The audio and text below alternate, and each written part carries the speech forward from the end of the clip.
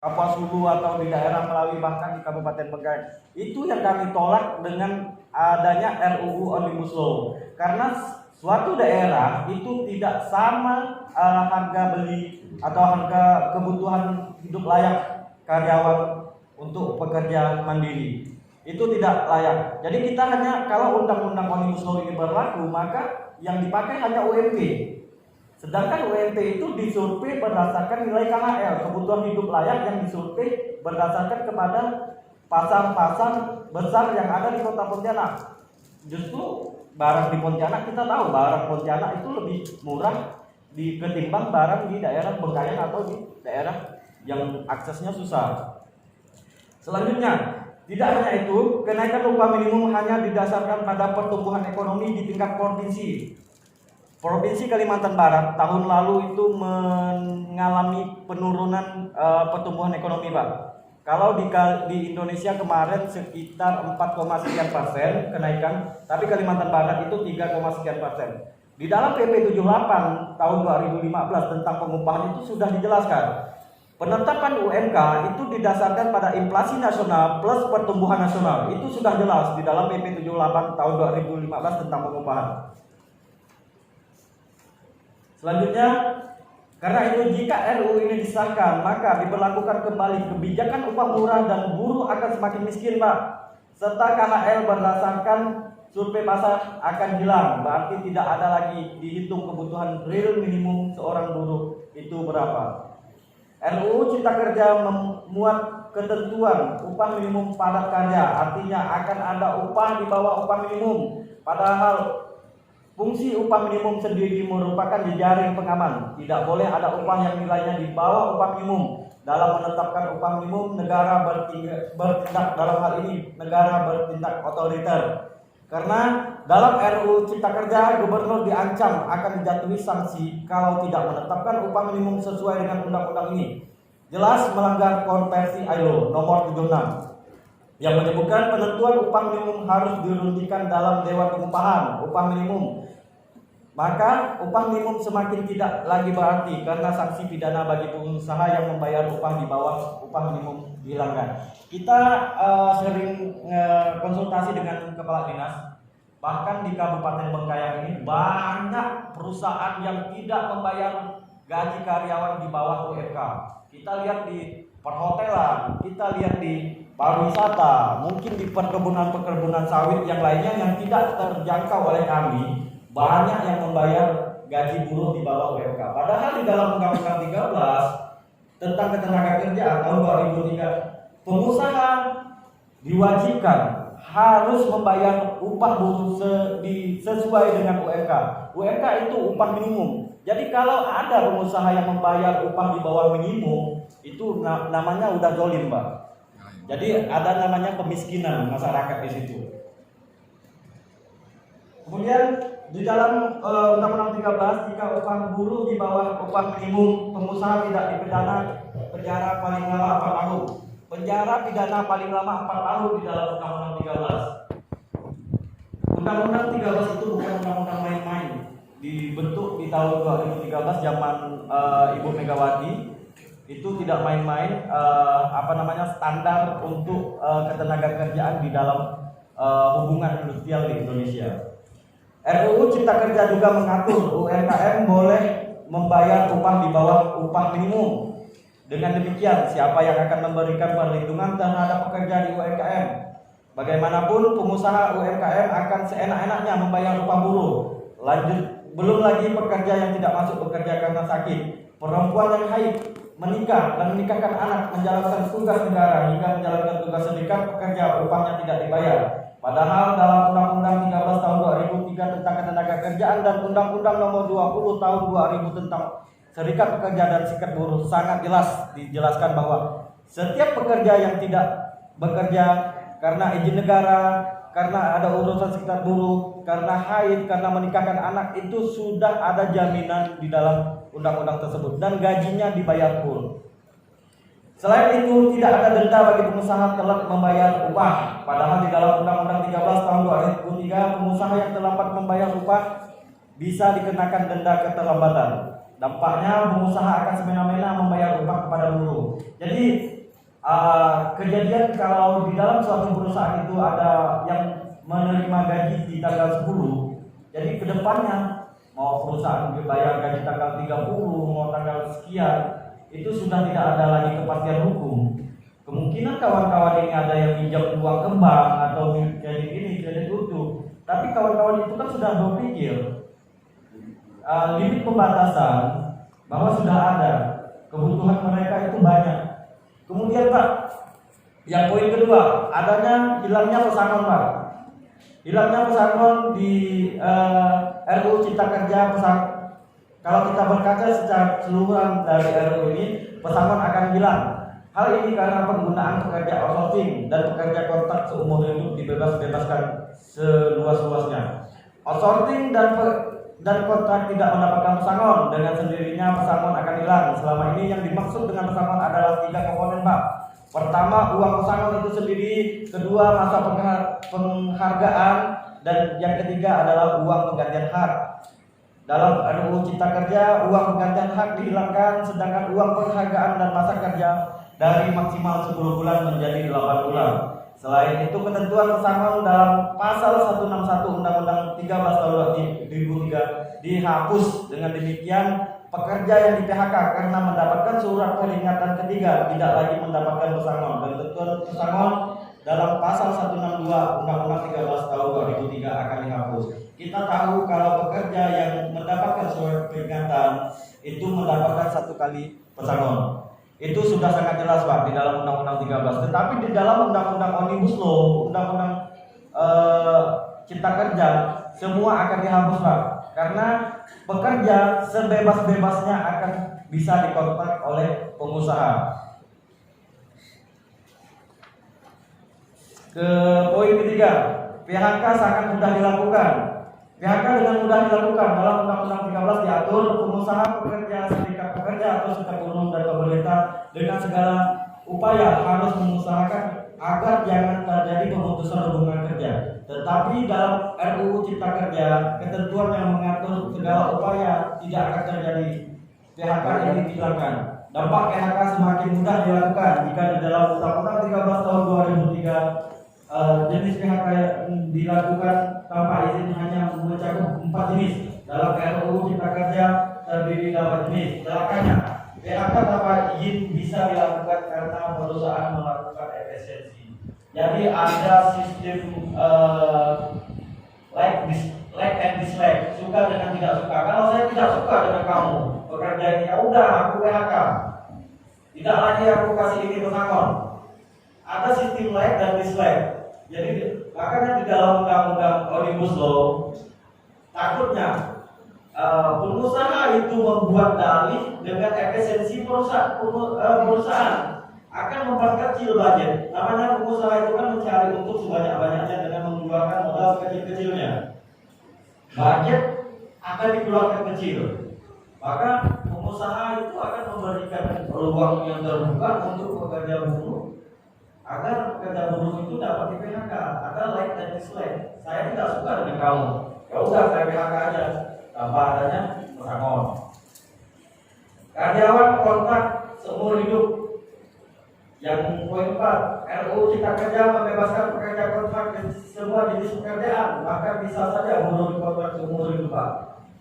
Jadi di dalam Undang-Undang 13 tahun 2003 turunan di Permenaker nomor 100 tahun 2004 tentang PKWT dan PKWTC itu sangat jelas. PKWT itu perjanjian kerja waktu tertentu dan PKWTC itu perjanjian kerja waktu tidak tertentu. Ada batasan-batasan bahwa PKWTT itu jenis pekerjaannya seperti pekerjaan yang selesai semusim, yang bersifat musiman, atau pekerjaan yang bersifatnya barang baru seperti itu. Tetapi ke depannya para buruh mau pekerja sawit, mau pekerja apapun yang sifatnya tetap itu tidak akan bisa menjadi pegawai tetap, tetapi tetap akan dikontrak. Di dalam Permenaker nomor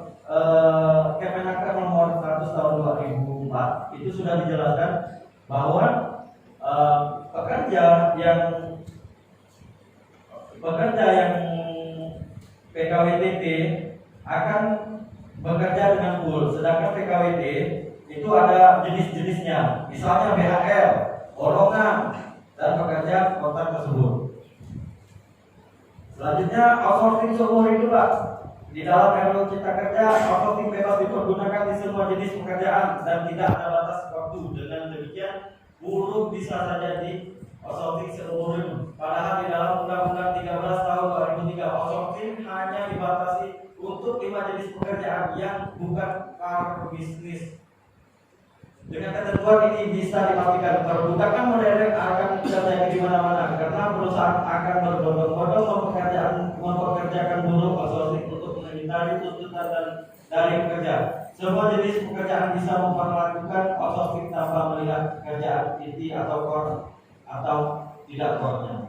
Jadi outsourcing bisa dilakukan di perusahaan apa saja, baik itu di sawit, baik itu di pertambangan, atau di perusahaan-perusahaan yang bergerak di bidang sektor lainnya, bahkan menggunakan perusahaan alidaya. Itu yang menjadi permasalahan. Maka nasib kawan-kawan yang duduk di sini, kita nggak tahu nanti apakah mereka bisa dialihkan di outsourcing atau dikontrakkan yang awalnya mereka itu pegawai tetap, pekerja tetap bisa di outsourcingkan atau menjadi pegawai kontrak yang tidak ada batasan. Namanya pegawai kontrak itu, Pak, tidak ada pesangonnya, Pak. Ada pengaitan undang-undang yang kami lihat di bersama KSPC, ada pengaitan undang-undang di dalam Omnibus Law ini antara pasal satu dengan pasal lain itu berkaitan akan membunuh nasib atau membunuh karakter kesejahteraan kawan-kawan buruh di Indonesia. Jam kerja yang eksploitatif. Di dalam RUU Cipta Kerja diatur waktu kerja adalah 40 jam dalam 1 minggu. Hal ini menyebabkan pengusaha bisa mengatur seenaknya jam kerja dengan upah per jam. Dalam Undang-Undang 13 tahun 2003 diatur kerja maksimal 7 jam per hari untuk 6 hari kerja dan 8 jam sehari untuk 5 hari kerja. Lalu buat apa, Pak, negara ini kalau tidak melindungi rakyatnya? Itu upahnya jaroni. Jadi tidak ada lagi istilahnya bekerja 40 jam dalam 1 hari, 1 minggu, dan kalau dia bekerja lebih dari 40 jam dibayar lembur, itu tidak ada. Mau bekerja itu dipekerjakan 10 jam dalam 1 hari itu bebas di dalam undang-undang Omnibus Law. Tapi gajinya itu tetap, Pak. Kemudian yang poin ke-7, TKA, buruh kasar unskilled workers berpotensi masuk ke Indonesia. Hal ini terlihat dari dihapusnya izin tertulis dari Menteri bagi TKA yang hendak bekerja di Indonesia. Selain itu, TKA untuk startup dan lembaga pendidikan dibebaskan, bahkan tanpa perlu membuat rencana penggunaan TKA. Tidak adanya izin menyebabkan TKA buruh kasar bisa masuk ke Indonesia dengan mudah tanpa terdeteksi. Kewajiban TKA tidak diwajibkan bisa berbahasa Indonesia. Dampaknya, transfer of job and transfer of knowledge sulit untuk dilakukan. Jika dalam Undang-Undang 13 setiap TKA berkewajiban melakukan pendidikan dan pelatihan dalam rangka transfer of job atau berbagi ilmu, berbagi ketenaga kerjaan dan knowledge, terkecuali untuk direksi dan komisaris. Jadi ini bukan hanya undang-undang Omnibus Law, Pak. Jadi sekarang barang itu sudah terjadi. Kita lihat di PLTU Kalbar itu banyak pekerja TKA yang unskilled, yang bekerja, ada yang ngejor. Inilah ada yang buat kelas, makanya orang Indonesia itu aneh-aneh. Kawan-kawan kita yang di Indonesia itu pekerja-pekerja Indonesia itu susah masuknya, itu susahnya minta ampun. Mungkin Pak Rudy atau Pak Arman tahu lah.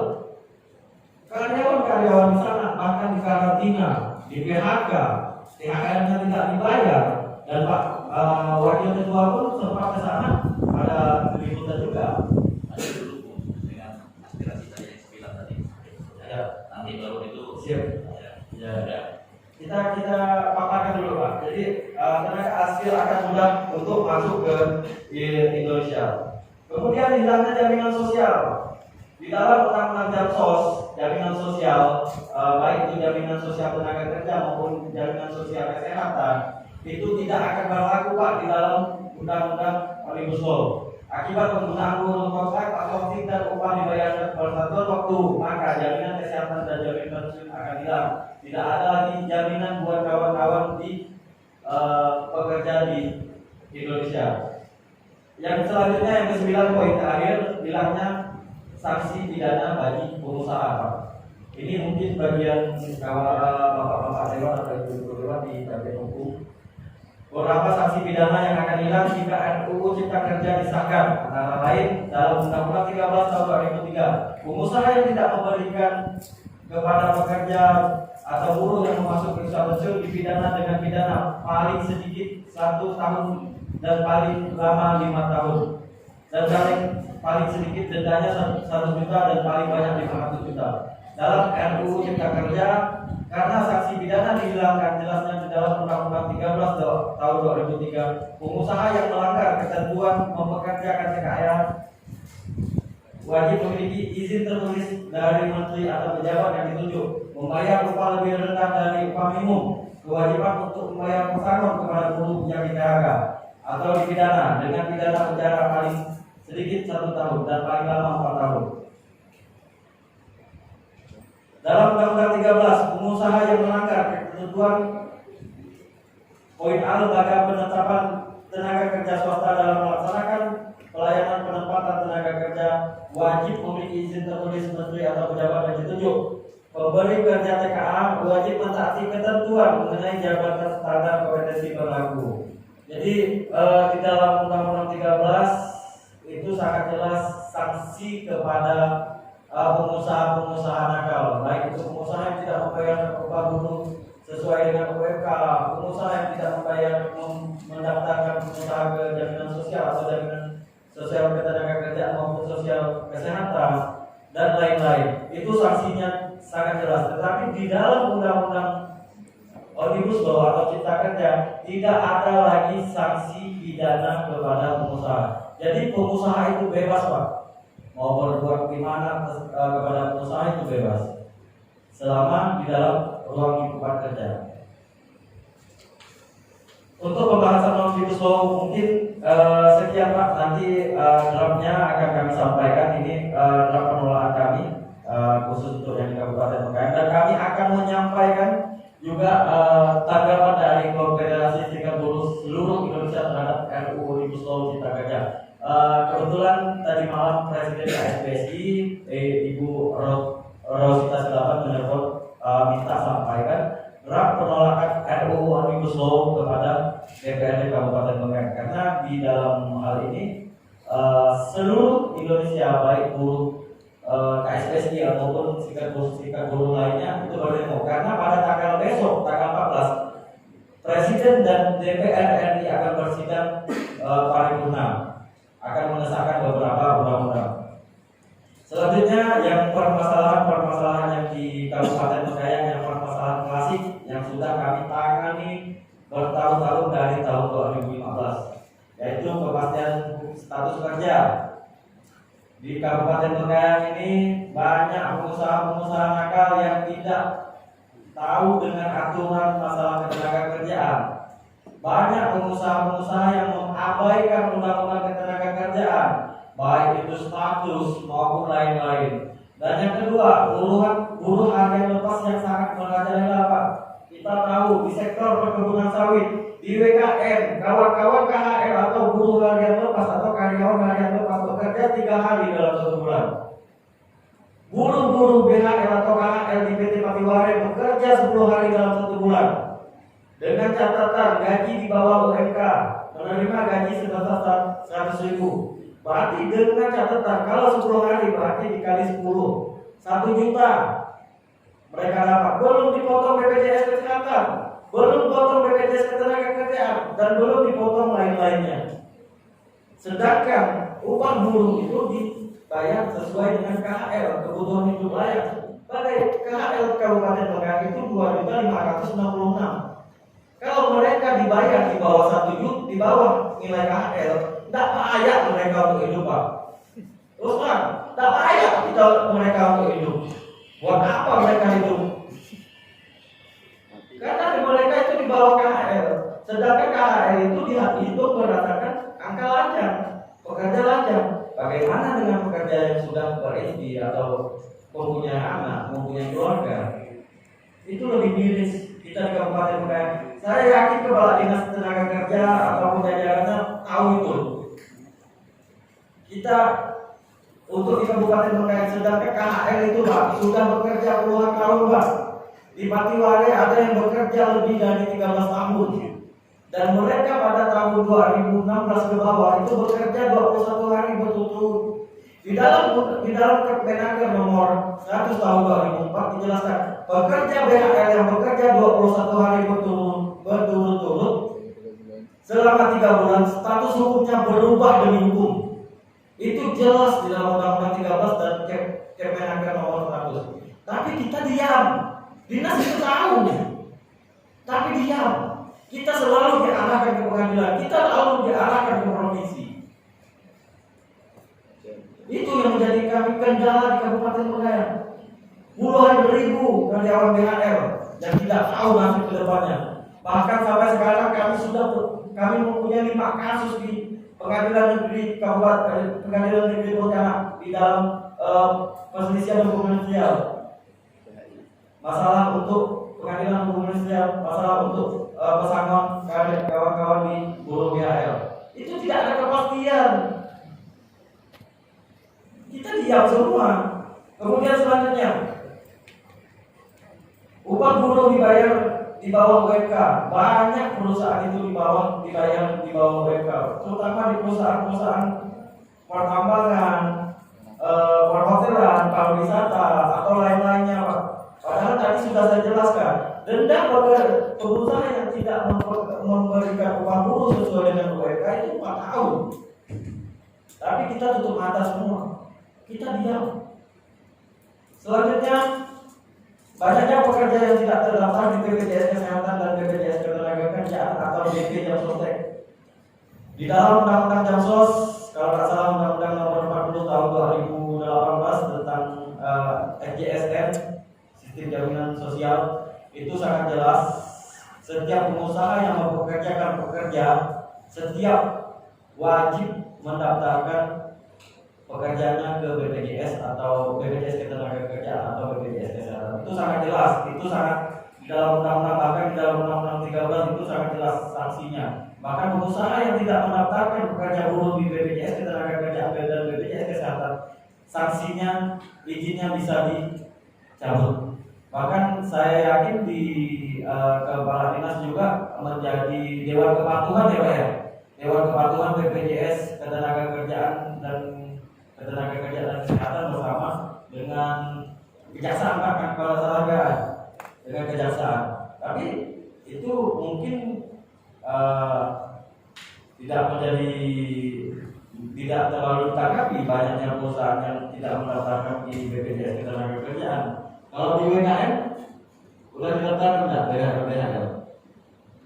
Belum. Kalau di WKM mereka yang bekerja di BHL, status BHL tidak didaftarkan di BPJS Kesehatan maupun di BPJS Ketenagakerjaan. Fungsinya BPJS Ketenagakerjaan, kalau karyawan mengalami kecelakaan kerja, siapa yang bertanggung jawab? Pengusaha lepas tangan, Pak. Makanya dalam hal ini saya minta kepada Bapak Dewan dan Kepala Dinas juga, kita sama-sama mensurvei pengusaha-pengusaha yang tidak mendaftarkan karyawan di BPJS Kesehatan maupun Selamat. Kita harus tegas dalam hal ini, Pak. Kemudian tidak tersedianya mediator ketenagakerjaan di dinas yang membidangi ketenagakerjaan di Kabupaten Bengkayang. Ini masalah ini saya ajukan sejak tahun 2016. Waktu Pak Dinasnya itu Pak RT Pak Yakobus ya. Itu sudah saya ajukan sampai tahun 2020 di mediator Kabupaten Bengkayang itu satu pun tidak ada, Pak. Jadi setiap perselisihan hubungan sosial kami selalu diarahkan ke Pontianak. Setelah kami menyelesaikan masalah fasilitasi di Kabupaten Bengkayang. Sedangkan kabupaten-kabupaten tetangga, baik itu Singkawang, baik itu Sambas maupun itu Rumpawa, itu tersedia mediator. Tapi di Kabupaten Bengkayang ini tidak ada mediator. Dengan perusahaan sawit yang sekian puluh, dengan perusahaan tambang yang sekian banyak, satu pun tidak ada mediator. Jadi kami untuk masalah perselisihan hubungan istriah kami selalu diarahkan ke Pontianak. Karena di dalam Undang-Undang 20 tentang PPHI, perselisihan hubungan istriah, memang seperti itu. Tapi kami sayangkan kenapa di Bengkayang ini mediatornya tidak ada. Itu yang menjadi permasalahan. Kemudian pemberlakuan ganti hari atau hari Minggu diganti menjadi hari biasa sehingga mengakibatkan berkurangnya pendapatan karyawan. Jadi terutama di PT-PT yang bergabung di Gamma Group atau holdingnya company Gamma Group atau AMS sekarang menjadi KPN Plantation itu banyak menerapkan sistem ganti hari, Pak. Seperti kawan-kawan kita yang di WKN, banyak non-muslim yang bekerja di sana, tapi mereka yang di hari Minggu dipekerjakan, Pak, menjadi jam wajib. Saya melihat kawan-kawan, bagaimana kawan-kawan mau ibadah, bagaimana kawan-kawan mau. Sedangkan kita jelas, kita mentaati juga budaya-budaya kita di sini, Pak. Kami yang di pesisir, banyak kawan-kawan di pesisir itu menyelenggarakan kegiatan budaya itu di hari Minggu. Tetapi pada hari itu karyawan itu diwajibkan masuk oleh perusahaan dan dibayar tidak sesuai. Itu yang menjadi polemik di selama ini. Bahkan waktu itu kami sampai demo per hari, Pak. Kami tutup akses perusahaan agar perusahaan itu tidak menerapkan sistem ini. Karena apa, kami buruh yang hanya mengandalkan kekuatan, mengandalkan solidaritas, tidak ada artinya, Pak, tanpa ada dukungan dari legislatif maupun yudikatif dan eksekutif. Kawan-kawan security di PT Batuare dan PT WKN juga diberlakukan seperti itu. Hari Minggu mereka bekerja dihitung seperti biasa. Nanti ganti harinya di hari Senin, Selasa, Rabu atau di hari Jumat. Itu yang menjadi permasalahan.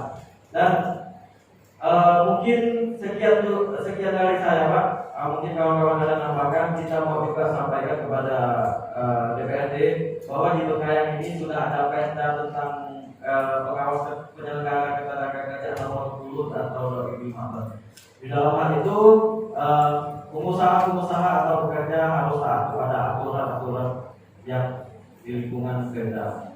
Jadi baik itu eksekutif, kita bekerja sama untuk menegakkan supremasi hukum undang-undang ketenagakerjaan. Mungkin sekian dari saya. Wabillahi taufiq wal hidayah. Wassalamualaikum warahmatullahi wabarakatuh. Selamat siang. Akhir kata itu, Pak Sudah kita juga